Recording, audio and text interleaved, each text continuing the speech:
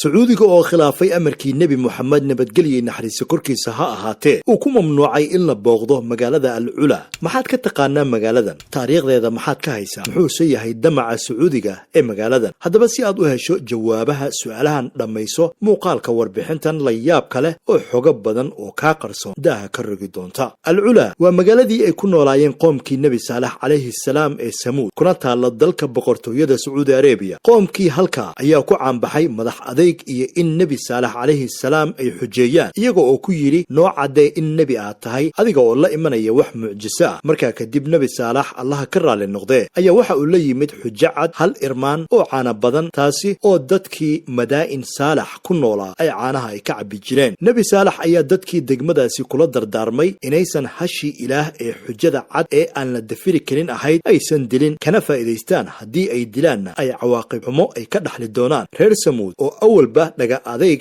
iyo in aysan nebiga waxba ka dhagaysan ku caanbaxay ayaa hashii dilay, taasi oo allaah uga dhigay xujo cad oo aan la dafiri karayn. gobolku waa al-Ula oo loo garan og yahay madaa'in saalex ama magaaladii inkaarayd. waxa ay leedahay taariikh dheer. waa magaaladii ay yaaleen ilaa iyo maantana ay yaalaan asnaamtii saddexda ahaa ee suuratu an-najm lagu sheegay aayadaheeda 9 iyo 10 iyo 20. aayadahaasi oo ah afara'aytum allaata wal-uzza ka warrama sanamyada laata iyo cuza ومناة الثالثة الأخرى iyo manaatadii saddexaad ee kale. asnaamtaasi ayaa ahaa kuwo dadkii reer makaad islaamka ka hor ay caabudi jireen una yaqaaneen gabdhihii eebbe walciyaadu billaah. al-Ula waa dhulka durugsan ee lamadegaanka ee ku yaalla gobolka waqooyi galbeed ee dalka sacuudiga. boqortooyadii nabaatiin ayaa isku ballaarisay oo qasriyo qadiim ah ka dhisatay halkaasi goor haatan laga joogo 1000 sano iyo dheeraad. waxa ay halkaasi ay ka aasaaseen shabakad ganacsi oo wax la isdhaafsado, islamarkaana gaartay ilaa iyo dhulka jasiiradda carabta oo dhan, masar iyo xitaa magaalada rooma ee dalka talyaaniga. dhulka waxaa weli ka sii muuqda raadadkii dadkii ama qoomkii nebi saalax calayhi salaam ee samuud. waxaa lagu arkay farshaxan isugu jira qoraallo iyo masawiro.